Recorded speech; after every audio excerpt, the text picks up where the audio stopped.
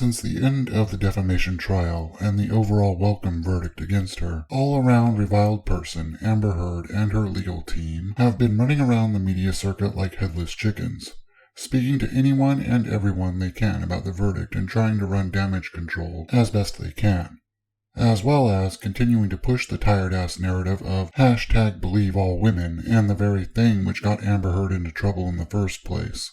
Most recently, the liar herself was on Good Morning America talking about the verdict and the jury's decision, stating that she doesn't blame the jury because Johnny Depp is a fantastic actor, even tacking on the laughable, quote, "he convinced the world he had scissors for fingers," in response to a question Samantha Guthrie posited about Depp's lawyer stating Heard's testimony was the, quote, "performance of a lifetime."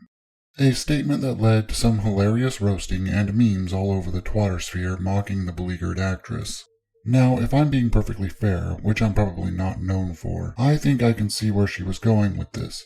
Simply stating that Johnny is an amazing actor, truth, who, if he was of a mind, could probably convince people of damn near anything he wanted. I'll be honest, when I first saw Fear and Loathing in Las Vegas, I had no idea that was Johnny Depp playing Hunter S. Thompson. None at all. So I'm sure that if Johnny wanted to convince someone he was an alien from planet Zorg, he probably could. Like I said, I can see where she was going with that narrative most likely. However, that doesn't mitigate the facts of the case.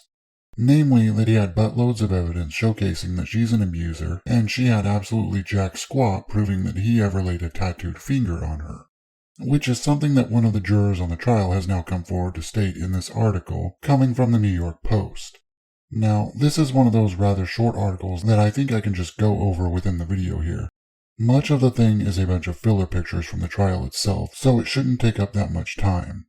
A juror on the Johnny Depp vs. Amber Heard trial revealed he and the other panelists didn't find the actress's testimony credible, and some dismissed her emotional outbursts on the stand as crocodile tears.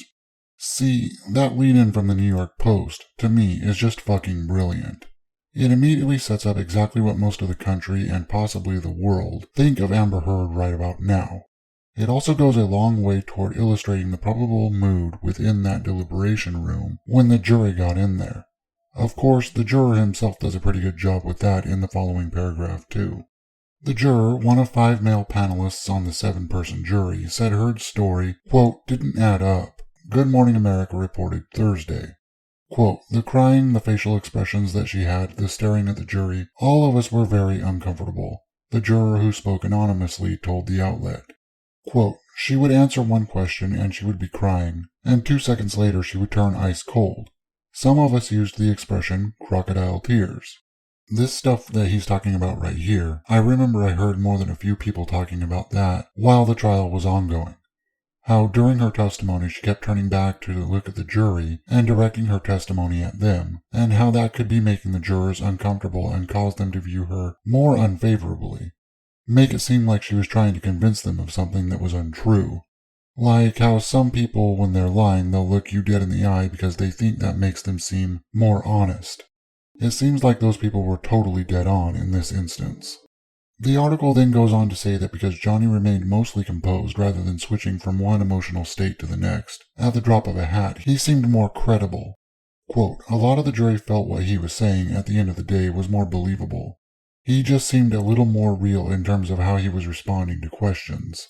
His emotional state was very stable throughout, the panelist recalled. He adds that the majority of the jury felt that she was more the aggressor.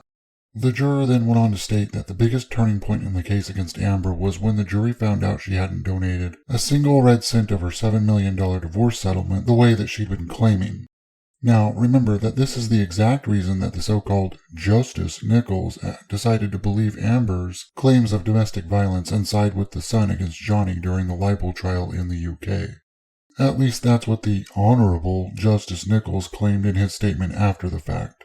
It turns out a few other things have come out in the 2 years since then, including that his own son worked for the news group which owns the Sun at the time. The panelist called the revelation that she hadn't donated any of the money a fiasco for her. He then goes on to refute the claims that Heard's lawyers have been making in their media rounds during their damage control phase, specifically their claims that the whole thing was a trial by social media and that the jury were wooed by Depp's fame. Quote, "We followed the evidence. Myself and at least 2 other jurors don't use Twitter or Facebook. Others who had made a point not to talk about it," he claimed. "What I think is truthful was that they were both abusive to each other. I don't think that makes either of them right or wrong. But to rise to the level of what she was claiming, there wasn't enough or any evidence that really supported what she was saying. Now, we could go into a lot of conjecture about what he meant exactly when he stated he thinks they were both abusive to each other. His assertion at the end there that there wasn't really any evidence that supported what she was saying is pretty telling. To me, anyway. That, along with the previous comment about her being the aggressor, he could definitely be going in the direction that he doesn't think Johnny laid a finger on Amber. However, we don't really know, and the whole thing is moot at this point. They made their decision unanimously that Amber Heard defamed Johnny Depp knowing that she was lying and not giving a fuck, which is what malice in the legal context means. As always, these are my opinions and nothing more. If you'd like to give me your opinions, you can do so in that handy section for commentary down below. While you're down there, spotted Amber Heard's career yet? If you like my ridiculous opinions, you can join my big green horde and get a bunch of them and some other random content by crushing those like and subscribe buttons. I'll see you all tomorrow with some random content. See you then. Lates.